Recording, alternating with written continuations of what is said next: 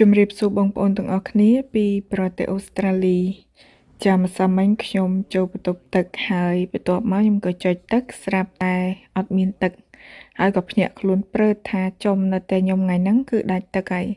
ចុះហេតុអីក៏អត់មានឃើញចា council គេដូចថាផ្ញើលិខិតមកប្រាប់អីអញ្ចឹងណាធម្មតានៅប្រទេសអូស្ត្រាលីតែដាច់ទឹកដាច់ភ្លើងអីគឺគេតែងតែចេញលិខិតមកប្រាប់យើងឯងអត់មានដាច់ស្ងាត់អញ្ចឹងឯងពេលហ្នឹងខ្ញុំក៏ចុះពីលើផ្ទះហើយដើរឆ្វែលចាទាំងមុខផ្ទះទាំងក្រោយផ្ទះក៏ឃើញចា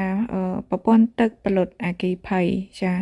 ដែលខ្ញុំអត់ដែលដឹងសោះថានៅមុខផ្ទះខ្ញុំគឺមានប្រព័ន្ធទឹកបលុតអគ្គិភ័យនេះមួយព្រោះអីគេចុចចុះទៅក្រោមបងប្អូនមានន័យថាគេបិទជាប់នឹងដីអញ្ចឹងណាយើងអត់ដែលដឹងទេព្រោះអីវាមានស្មៅមានអីផងអញ្ចឹងណាហើយថ្ងៃនេះដោយសារតែគេជួសជុលកន្លែងណាមួយអញ្ចឹងទៅគេលើកវាឡើងចេញមកទើបខ្ញុំដឹងថាអូនៅមុខផ្ទះខ្ញុំគឺមានប្រព័ន្ធទឹកមួយនេះបើសិនជាឧទាហរណ៍ថាផ្ទះយើងមានបញ្ហាអគ្គិភ័យអីចាឡានទឹកគេមកចាឡានពលុតអគ្គិភ័យគេមកគេភ្ជាប់ជាមួយនឹងប្រព័ន្ធទឹកហ្នឹងគឺគេបាញ់ទៅផ្ទះយើងចំតែម្ដងឧស្សាហ៍និយាយទៅចំមុខផ្ទះខ្ញុំតែម្ដង